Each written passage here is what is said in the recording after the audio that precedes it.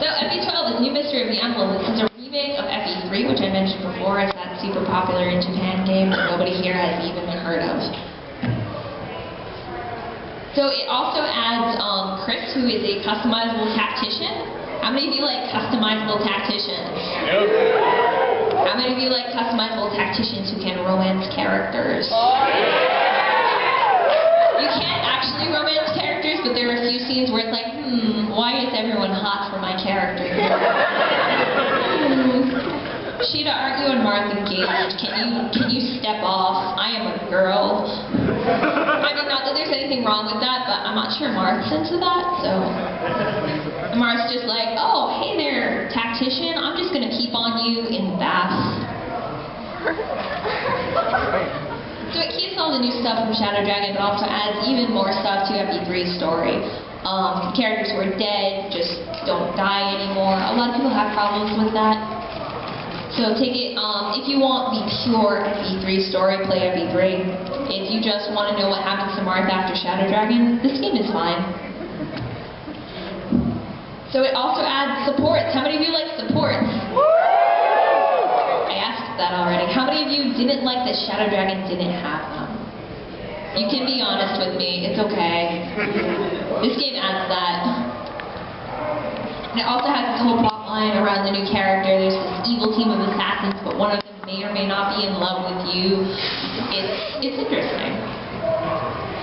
And Marth is totally in this game. Alright, we're gonna get to the newest game in the series. How many of you are excited?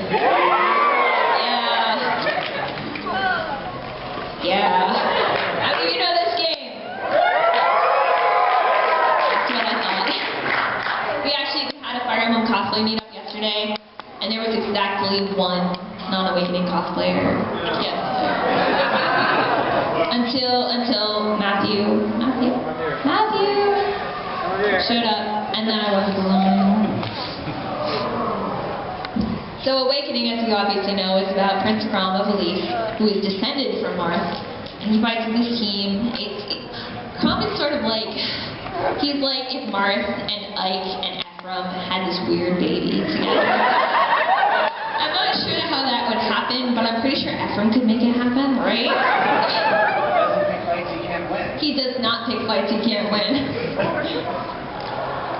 So this is sort of long after the storyline of 11, 12, all the Marth games, and 1 through 5. And Awakening's DLC says that all the other Fire Emblems are like ancient history, they're a thing that happens in the same world, but take that as you will, I'm not sure I buy it. It's like, you know, those Zelda timelines they publish that get everybody really mad. I kind of feel that way about this, it doesn't make sense to me, so I just stopped thinking about it. So it has a lot of stuff from the older games, and that's why I've been sort of like, oh, this happens in Awakening, so that you can say, oh, I really like the Descendants, maybe I should play FE4. Oh, I really like Monsters, I should play FE8. Oh, I really like Skills, I'm going to try FE9. And the whole Sacred Bloodline thing like that, the mark Lucina has in her eye, Chrom's got on his manly bicep.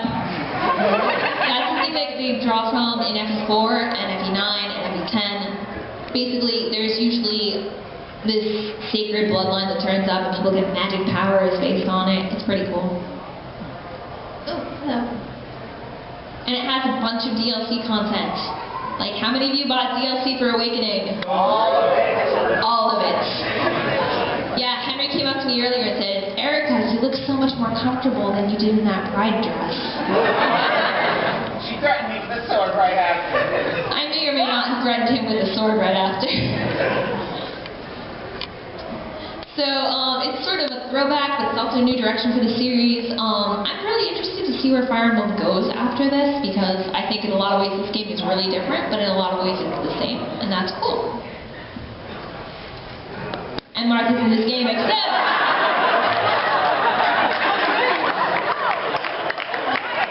maybe this is nice. There are like 3 different Marths available in DLC, so... There are Marths everywhere. Spoiler-free panel. Marth is in this game, I promise. What is the slide?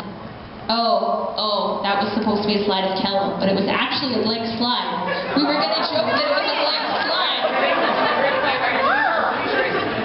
You saw Kellum there? did too.